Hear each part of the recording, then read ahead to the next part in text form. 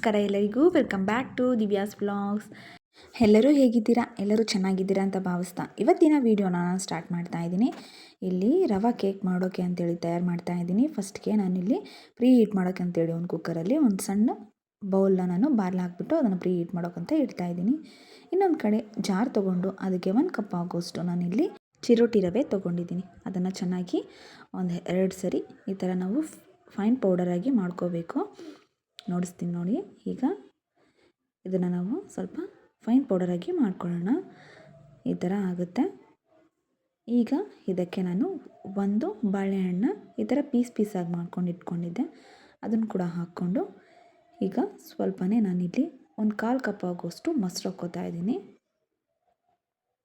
ಇವೆಲ್ಲವನ್ನು ಈಗ ಗ್ರೈಂಡ್ ಮಾಡ್ಕೊಳ್ಳೋಣ. ಈಗ ಈ ಥರ ಆಗಿದೆ ನೋಡಿ.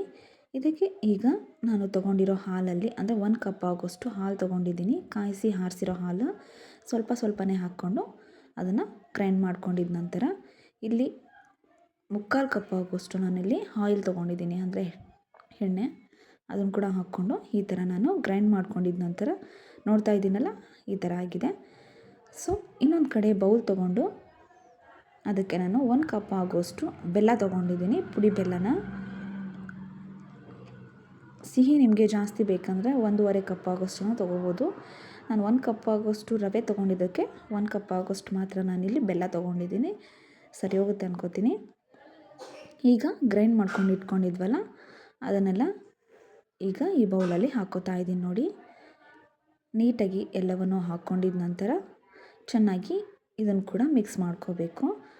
ಬೆಲ್ಲ ಮತ್ತು ಇದು ಗ್ರೈಂಡ್ ಮಾಡ್ಕೊಂಡಿರೋ ಪೇಸ್ಟ್ ಎಲ್ಲವೂ ನೀಟಾಗಿ ಮಿಕ್ಸ್ ಆಗೋವರೆಗೂ ಚೆನ್ನಾಗಿ ಮಿಕ್ಸ್ ಮಾಡ್ತಾನೆ ಇರಬೇಕು ನೋಡಿ. ಇದರಲ್ಲಿ ನಾನು ಯಾವುದೇ ಬೇಕಿಂಗ್ ಪೌಡರ್ ಆಯಿತು ಮತ್ತು ಕೋಕೋ ಪೌಡರ್ ಏನು ಯೂಸ್ ಮಾಡಿಲ್ಲ.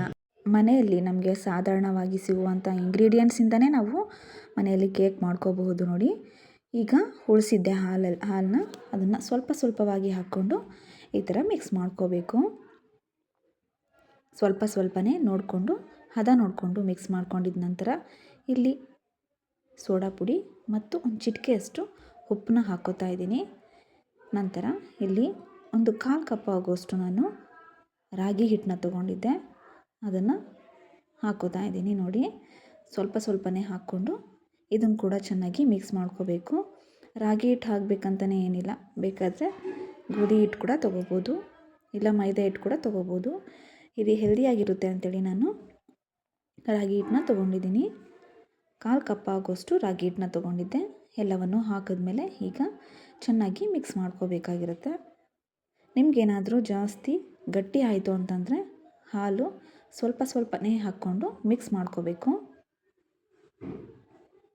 ಯಾವುದು ಎಗ್ ಕೂಡ ಯೂಸ್ ಮಾಡಿಲ್ಲ ನೋಡಿ. ತುಂಬಾ ಸಾಫ್ಟಾಗಿ ನಮಗೆ ಈ ರವಾ ಕೇಕ್ ಬೇಗನೆ ತಯಾರಾಗಿಬಿಡುತ್ತೆ. ಮತ್ತು ಮಕ್ಕಳು ಕೂಡ ಇಷ್ಟಪಟ್ಟು ತಿಂತಾರೆ ನೋಡಿ. ತುಂಬಾ ಈಸಿಯಾಗಿ ಮತ್ತು ಮನೇಲಿರುವ ಇಂಗ್ರೀಡಿಯೆಂಟ್ಸಿಂದ ತುಂಬ ಬೇಗನೆ ಕೂಡ ಮಾಡ್ಬೋದು ನೋಡಿ. ಈ ಥರ ಬಂದಿದೆ. ಇನ್ನು ಚೆನ್ನಾಗಿ ಎಲ್ಲವನ್ನೂ ಮಿಕ್ಸ್ ಮಾಡ್ಕೊಂಡಿದ್ದ ನಂತರ ನಾನು ಇದನ್ನು ಬೇಕಿಂಗ್ ಮೌಲ್ಡ್ಗೆ ಹಾಕೋಕ್ಕೆ ತಯಾರು ಮಾಡ್ತೀನಿ. ಈಗ ಒಂದು ಬಟ್ಲ ತೊಗೊಂಡಿದ್ದೀನಿ, ಅಂದರೆ ನಂತರ ಮೌಲ್ಡ್ ಇದ್ದರೆ ಮೌಲ್ಡ್ ಯೂಸ್ ಮಾಡ್ಬೋದು ನೀವು. ಈ ಥರ ನಾನು ಬಟ್ಲ ತೊಗೊಂಡಿದ್ದೀನಿ ನೋಡಿ. ಅದಕ್ಕೆ ಸ್ವಲ್ಪನೇ ಎಣ್ಣೆ ಸವರ್ಕೊಂಡು ನೀಟಾಗಿ ಎಲ್ಲ ಈ ಥರ ನೋಡ್ತಾ ಇದ್ದೀನಿ ನೋಡಿರಿ. ಈ ಕಡೆ ಎಲ್ಲ ಚೆನ್ನಾಗಿ ಎಣ್ಣೆ ಎಲ್ಲ ಸವರ್ಕೊಂಡು ನಾವು ಮಿಕ್ಸ್ ಮಾಡ್ಕೊಂಡು ಇಟ್ಕೊಂಡಿರೋ ಬ್ಯಾಟರ್ನೆಲ್ಲ ಇದರಲ್ಲಿ ನೀಟಾಗಿ ಹಾಕ್ಕೋಬೇಕು. ಎಲ್ಲ ಹಾಕ್ಕೊಂಡಿದ್ದ ನಂತರ ಇದನ್ನು ನಾನು ಈ ಥರ ಸ್ವಲ್ಪ ಅಲ್ಲಾಡಿಸ್ತಾ ಇದ್ದೀನಿ, ಸ್ವಲ್ಪ ನೀಟಾಗಿ. ಯಾಕಂದರೆ ಹೇರೆಲ್ಲ ಫಿಲ್ ಆಗಿರುತ್ತೆ ನೋಡಿ. ಈ ಥರ ಅಲ್ಲಾಡಿಸಿದ್ರೆ ಯಾವುದು ಏರೇನು ಫಿಲ್ ಆಗಿರಲ್ಲ, ನಮಗೆ ಈಸಿಯಾಗಿ ಕೇಕ್ ಕೂಡ ಬಂದುಬಿಡುತ್ತೆ. ಈಗ ಫಸ್ಟೇ ನಾವು ಪ್ರೀ ಹೀಟ್ ಮಾಡೋಕ್ಕೆ ಇಟ್ಟಿರ್ತೀವಿ ನೋಡಿ, ಅದರಲ್ಲಿ ಕೇಕ್ ಮೌಲ್ಡನ್ನ ಇಟ್ಕೊಂಡ್ಬಿಟ್ಟು ಈಗ ವಿಸಿಲ್ ಮತ್ತು ಒಳಗೆ ಕಿಕ್ಕರ್ಲಿ ಇಟ್ಕಿರುವಂಥ ರಬ್ಬರ್ ಕೂಡ ನಾನು ತೆಗೆದುಬಿಟ್ಟು ಇದನ್ನು ನಾನು 45 ಮಿನಿಟ್ಸ್ವರೆಗೂ ಮೀಡಿಯಮ್ ಫ್ಲೇಮಲ್ಲಿ ಇಟ್ಬಿಟ್ಟು ಕುಕ್ ಮಾಡೋಕ್ಕಂತ ಇಟ್ಟಿದ್ದೆ. ನೋಡ್ತಾ ಇರ್ಬೋದು, ತುಂಬಾ ಫ್ಲಫಿಯಾಗಿ ಸಾಫ್ಟಾಗಿ ನಮ್ಮ ಮನೆಯಲ್ಲಿ ಕೇಕ್ ತಯಾರಾಗಿತ್ತು ನೋಡಿ. ಮಿನಿಮಮ್ ಅಂದರೂ ಒಂದು 45 ಮಿನಿಟ್ಸ್ವರೆಗೂ ಬಿಡಲೇಬೇಕು. ಈ ಕೇಕ್ ನಮ್ಮ ಮನೆಯಲ್ಲಂತೂ ತುಂಬಾ ರುಚಿಯಾಗಿತ್ತು.